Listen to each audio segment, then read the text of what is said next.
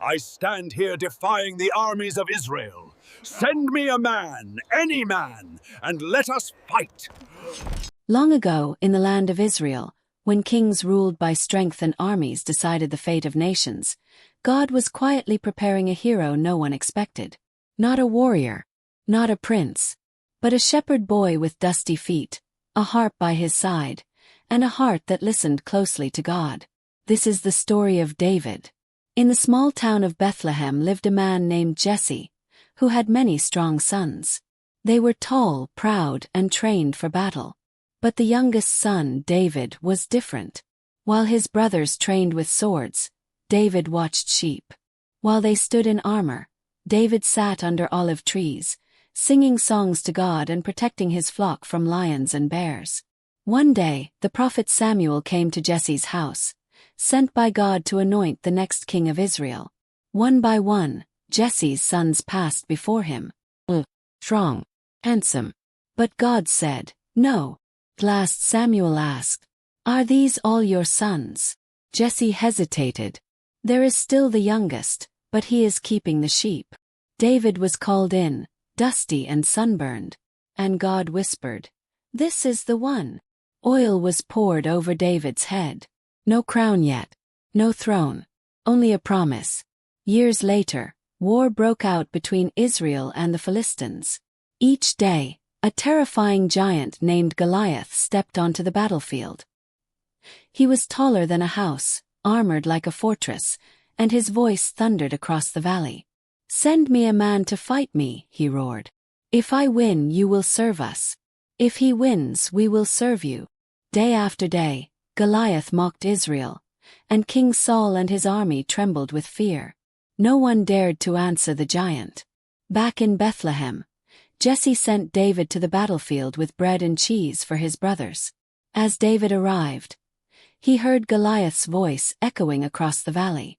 He saw soldiers hiding. He saw fear. David asked wide-eyed, "Why does no one fight this man? Who is he to defy the army of the living God?" The soldiers laughed. "You're just a boy." But David's heart burned with courage.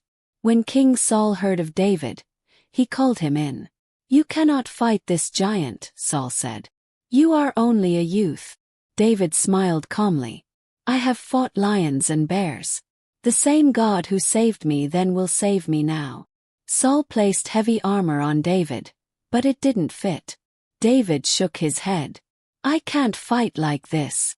Instead, he went down to a quiet stream. He picked 5 smooth stones, placing them carefully into his shepherd's pouch. In his hand he held a sling. On his lips a prayer. In his heart unshakable faith. David walked toward the giant. Goliath laughed when he saw David. "Am I a dog that you come at me with sticks?"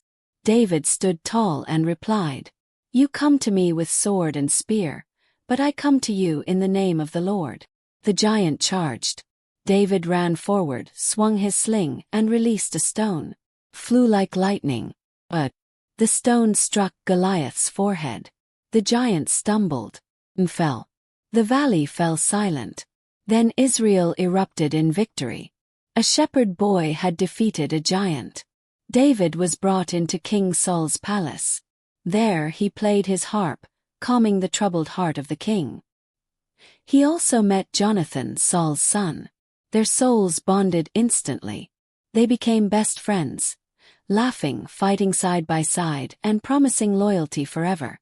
The people sang in the streets, "Saul has slain his thousands, and David his tens of thousands." And Saul began to feel something dark stir inside him. Jealousy took hold of Saul's heart. One night, as David played music, Saul suddenly hurled a spear at him. David dodged. The spear struck the wall. Again and again, Saul tried to kill David. But God protected him. Jonathan warned David, "My father seeks your life. You must flee." With tears and a final embrace, David ran into the night. David lived as a fugitive, hiding in caves and deserts. Once a hero, now a hunted man. Yet even then, David refused to harm Saul, saying, "I will not touch the Lord's anointed." Though betrayed, tired, and lonely, David continued to trust God. He wrote songs in the wilderness, songs of sorrow, hope, and faith. And God was shaping a king. One day, Saul went into battle again. This time, God's protection had left him. Surrounded by enemies, wounded and afraid, Saul fell. The first king of Israel was gone. The crown lay empty. The people of Israel gathered. They remembered the boy who had faced a giant, the man who showed mercy, the leader God had chosen long ago. David was anointed king of Israel, no longer a shepherd of sheep, but a shepherd of a nation. Under David's reign, Israel was united, strengthened, and blessed. Yet David never forgot where he came from. He remained a man after God's own heart.